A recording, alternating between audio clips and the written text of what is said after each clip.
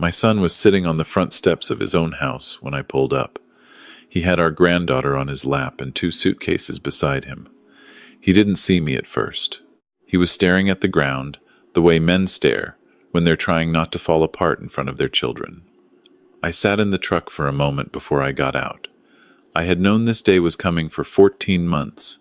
I had planned for it, prepared for it, and still, seeing my son on those steps with little Grace asleep against his chest, it hit me somewhere deep that no amount of planning can reach.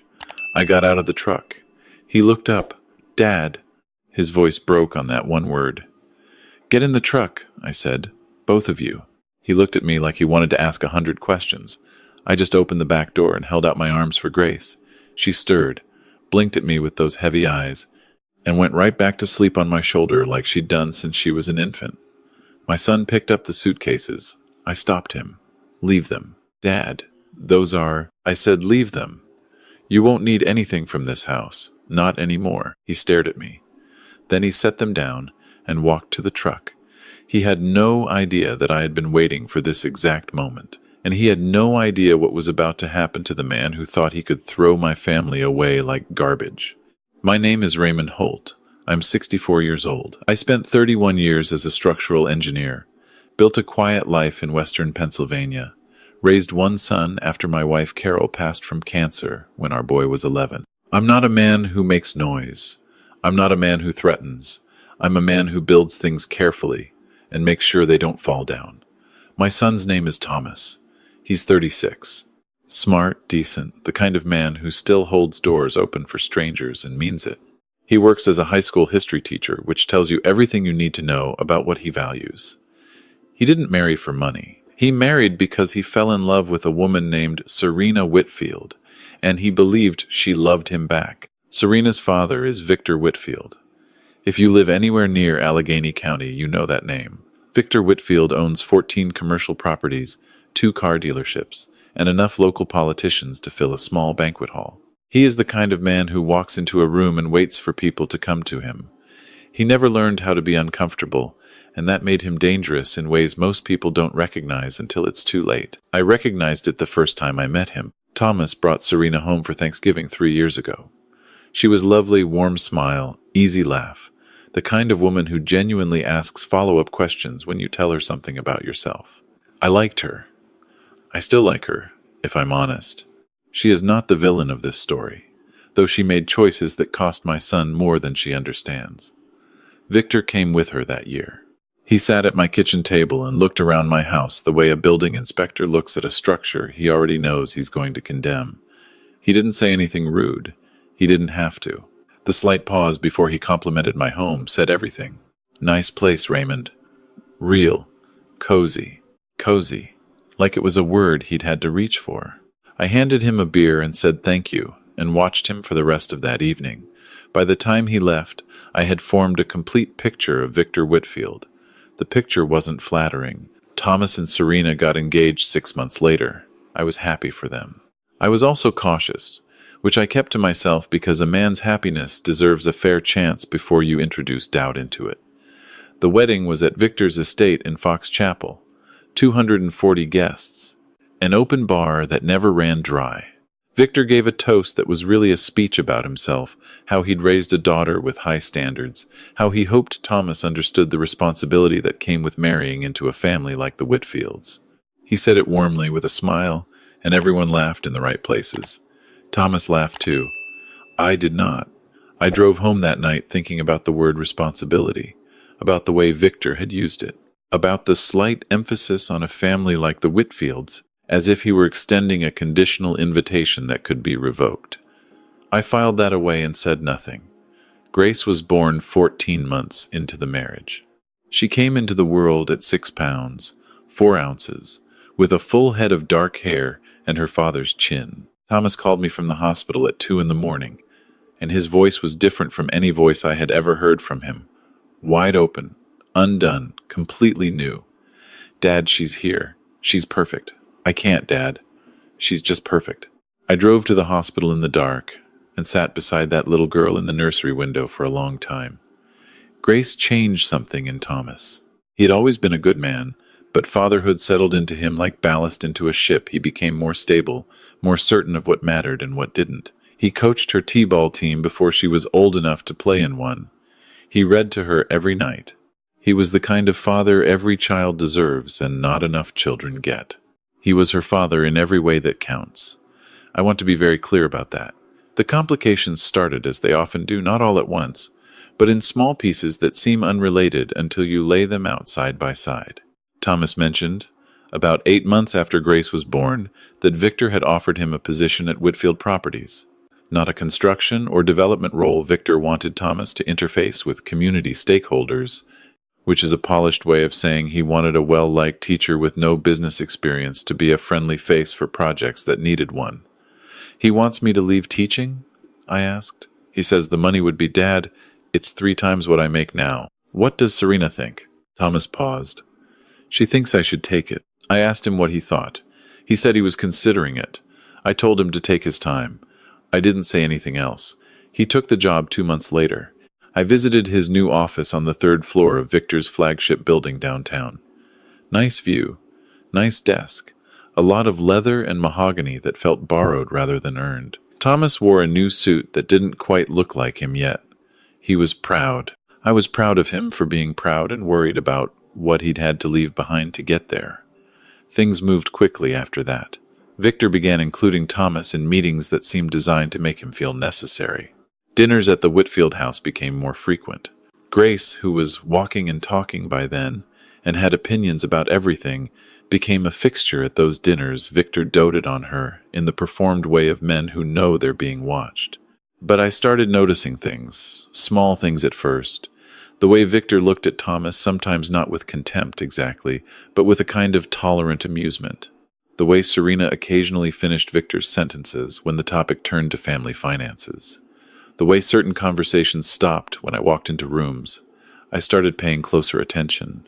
It was my neighbor Dale who first pointed me in a direction I hadn't considered. Dale has worked in family law for 28 years. He's not my attorney, he's my neighbor, and we've shared a fence line and a lot of Saturday mornings since 1997. One evening we were sitting on my back porch and I was telling him generally about the situation with Thomas and Victor, not accusing anyone of anything, just thinking out loud. Dale was quiet for a while. You said Victor offered Thomas the job, but did he ever actually give him a formal contract? I didn't know. I called Thomas that night and asked, casually, as if I was just curious about the HR details. There was no formal employment contract. Thomas was on a month-to-month arrangement, classified as an independent contractor, which Victor had explained as being more flexible for both parties. Dale looked at me over his coffee the next morning. He didn't say anything. He didn't have to. I started making notes. I began keeping a journal, nothing dramatic, just dates and observations. What was said at dinners, what Thomas mentioned about his work, the particular way Victor phrased things when the subject of Grace's future came up. Victor liked to talk about Grace's future. He used words like our legacy and the Whitfield name in ways that made my jaw tight. About 5 months into keeping that journal, Serena came to visit me alone. This was unusual. I made her coffee, and we sat in the kitchen, and she was quiet for a long time before she said anything. Raymond, I want you to know that I love Thomas. I know you do, I said, and I love Grace more than anything in the world. I know that too. She looked at her cup. My father has ideas about how things should be, about what Grace's life should look like. And sometimes those ideas and Thomas's ideas aren't the same. What kind of ideas? She looked up. There was something in her eyes that I can only describe as a woman standing at a fork in a road she hadn't chosen and wasn't sure she could change. He wants Grace raised a certain way, enrolled in certain schools, surrounded by certain, he calls it, the right foundation. He thinks Thomas is a good man, but not. She stopped. Not what? She didn't answer. She finished her coffee and left 20 minutes later. She hugged me at the door for a long time. I stood in my kitchen after she left and stood very still for a while. That evening I called Dale. Over the next several months I did things I had never imagined doing. I hired a private investigator. His name was Arthur Gaines, and Dale recommended him, and he was quiet and careful and thorough. I told Arthur I wanted to understand the financial structure of Victor's relationship with Thomas, specifically whether the month-to-month contract was being used in a way that created legal exposure. What Arthur found went considerably further than I had expected. The house Thomas and Serena lived in, a colonial in Mount Lebanon that I had assumed they'd purchased together, was owned entirely by a property holding company controlled by Victor Whitfield. Thomas's name was not on the deed. It had never been on the deed. Victor had presented it as a wedding gift but had never transferred ownership, and Thomas, who was not a lawyer and trusted his father-in-law, had never pushed the question. His salary was paid through a third-party LLC. The arrangement meant that Victor could terminate the relationship at any time without standard employment protections. And there was a provision in the prenuptial agreement which Thomas had signed, with a lawyer Victor had recommended, that made the marital assets, in the event of divorce, subject to conditions written in language that Thomas's attorney had characterized as standard, but which Dale, reading it 3 years later, characterized as extraordinarily favorable to one party. I read that prenuptial agreement on a Tuesday afternoon at my kitchen table. I read it twice. Then I sat back and thought about the word cozy. I need to tell you about what I learned concerning Grace, because this is the part that changed everything for me, not the finances, not the property, not the contracts. This is the part that kept me awake at night and sharpened everything I did afterward into something precise and cold and determined. Arthur, in the course of his investigation, spoke to a nurse who had briefly worked at the OB practice Serena had used during her pregnancy. This nurse was no longer employed there and had no particular loyalty to the Whitfields. She told Arthur that Serena had confided in her, during a difficult prenatal appointment, that she was not certain Thomas was Grace's father. I sat with that information for 3 days before I did anything with it. Then I asked Thomas to do something that I framed very carefully.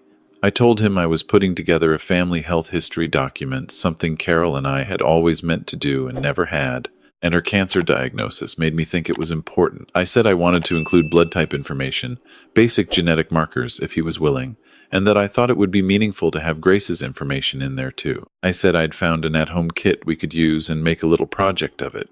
Thomas thought it was a lovely idea. He had no idea I was also submitting a sample from a cheek swab Grace had given me during one of her stays at my house. She stayed with me every other weekend and called it Grandpa Camp to a separate private lab. I got the results on a Wednesday. I closed the envelope. I put it in the drawer in my study, under the journal. Thomas was not Grace's biological father. I want to be clear about what I did not do next. I did not call Thomas immediately. I did not call Victor. I did not make any move that could be seen or anticipated.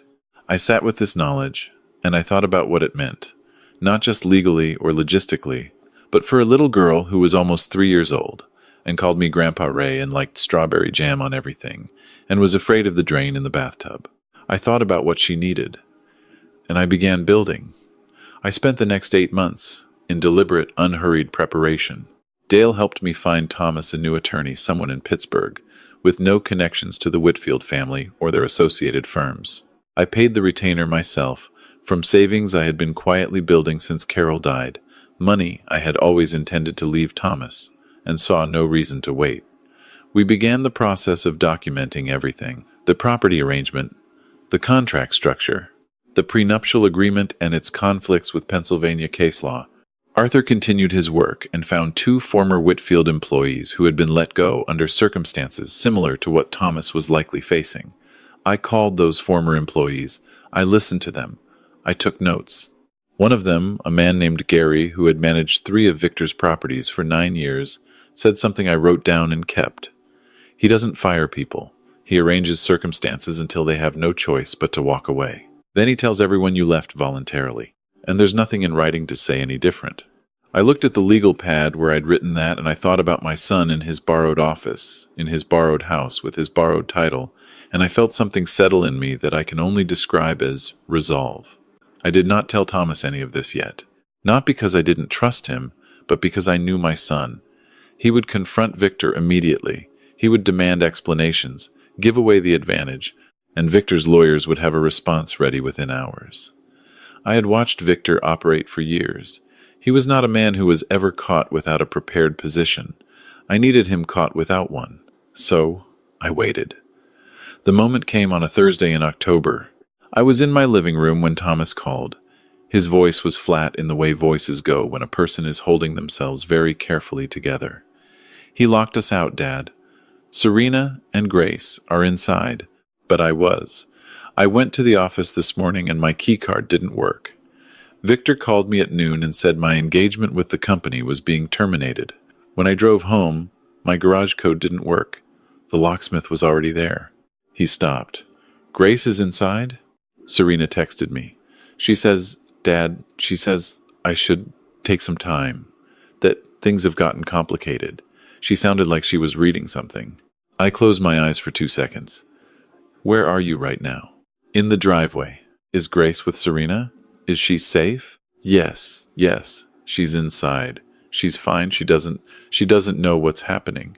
Okay. You call the attorney. You call him right now and you tell him it's time. Then you come here. Silence. Dad, what attorney? I don't have a... His name is Michael Ferrara, and his number is on your phone under F. I added it 6 months ago. Call him, then come here. A longer silence. You knew. Come home, Thomas. He sat at my kitchen table for a long time after he arrived. I put coffee in front of him and let him be quiet for as long as he needed. Then I sat down across from him, and I started from the beginning. I told him everything. The journal, Arthur's findings, the property records, the LLC, the prenuptial agreement, and what it actually said. I set the folders on the table in front of him one at a time and let him read. When I got to the lab results, I paused. There's one more thing, I said, and I need you to hear it before you respond. He looked at me. I slid the envelope across the table. He read it slowly. Then he set it down very carefully, the way you set something down when your hands are not entirely steady. She's not mine, he said. It wasn't a question. Biologically, I said. He looked at me. That is the only way in which she is not yours, I said. In every other way that has ever mattered, she is yours. She has always been yours. And that is not going to change because of what that piece of paper says. Not if I have anything to say about it. Thomas pressed the heels of his hands against his eyes. We sat there for a while. Then he lowered his hands and looked at me with the expression of a man who has just understood something large and irreversible and is deciding in real time who he's going to be in response to it. What do we do? He said. We already started, I said. Michael Ferrara filed the first set of documents the following Monday morning. The core of the legal action was straightforward, even if the preparation behind it was not. The property holding company's failure to transfer the house constituted, under Pennsylvania law, a promissory arrangement that created enforceable rights. The LLC compensation structure, combined with the absence of a formal contract, gave Thomas grounds for an unpaid compensation claim, and the prenuptial agreement, reviewed now by a qualified independent attorney, had been prepared under conditions that raised questions about informed consent. Specifically the fact that the attorney Victor had recommended had a 17-year professional relationship with the Whitfield family that had never been disclosed to Thomas. Victor's attorneys responded within 48 hours. They were good. They were fast. They had clearly anticipated some version of this. They had not anticipated the scope of it. Arthur had spent 14 months being thorough. The former employees came forward. Gary's documentation of his own termination, which he had kept carefully in a fireproof box in his garage, mirrored Thomas's situation in ways that established a pattern. The second former employee, a property manager named Diane, had her own records. And then there was the matter of what Serena did. I will not speak harshly of Serena. She was put in an impossible position by a father who had never in her lifetime allowed her a decision that didn't ultimately serve his interests. What I will say is that when she understood the full extent of what had been done to Thomas, to her marriage, to her daughter's family, she made a choice that I think cost her more than it appeared to. She called Michael Ferrara's office. Voluntarily. She provided documentation that corroborated the property arrangement and the contract structure. She provided also voluntarily information about the circumstances of Grace's conception that she had been carrying alone for nearly 4 years. I don't know what it took for her to make that call. I know what it meant for our case. The settlement process took 4 months. I am not going to detail every piece of it because some of it is still bound by agreement and some of it doesn't matter. What matters is the outcome. The house in Mount Lebanon was transferred to Thomas's name. The full legal process that Victor had assumed would protect his position was instead used correctly to enforce the original promise the house represented. The compensation claims were settled. Thomas's financial position was restored, and then some, including reimbursement for legal fees. The prenuptial agreement was set aside entirely. Victor Whitfield did not go to jail. I want to be honest about that. What he did was structured carefully enough to stay on the civil side of the law, and I'm not naive about what money can do in that regard. What I can tell you is that two of his largest commercial partners, made aware of the pattern of behavior documented in the proceedings, quietly ended their relationships with Whitfield Properties. A development project he had been planning for 3 years collapsed in the financing stage. The name does not open every door it once opened. I will take that. Grace turned 4 in January. We had her party at my house, because Thomas is living with me while he decides what comes next, and she decided she wanted a princess theme, which meant I spent a Saturday afternoon letting her put a paper crown on my head while I sat on the back porch in 30-degree weather and told her I was the king of the frozen kingdom. She thought this was the funniest thing that had ever happened. Thomas stood in the doorway watching us, and I could see him working through something. Not grief exactly, more like the slow work of accepting a new shape for things you thought you understood. He's doing that work honestly. That's all I can ask. The question of Grace's paternity is something Thomas and Serena will navigate together, for Grace's sake, because Grace is what matters. Thomas has not removed himself from her life for a single day. He picks her up, drops her off, reads to her at bedtime when it's his time, coaches her tiny soccer team on Saturday mornings. He has not faltered once. I did not expect anything different. He learned from somewhere. People sometimes ask me, my brother, Dale, a few men I've known for decades, whether I feel guilty for not telling Thomas sooner, for letting him walk through those months without knowing what was being prepared. I don't have a simple answer. What I know is that if I had told him when I first suspected something was wrong, he would have confronted Victor from emotion rather than from strength. Victor would have absorbed it, responded smoothly, and Thomas would have found himself isolated and without recourse. What I built required time and silence, and the discipline to hold a plan steady when every instinct said to act immediately. Was it right to let him not know? I don't know. I know it was necessary. I also know this. The most important thing I ever built was not a structure or a plan or a legal case. It was the knowledge that my son is going to be okay. That Grace is going to grow up with a man in her life who chose her, who keeps choosing her, and that the choosing matters more than the biology. Carol used to say that love isn't something that happens to you. It's something you decide, every morning, to keep doing. She was right about most things.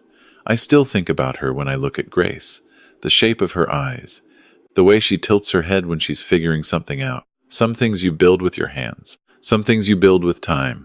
Some things you build with nothing but the decision to show up every day no matter what. That's the only kind of construction that never falls down.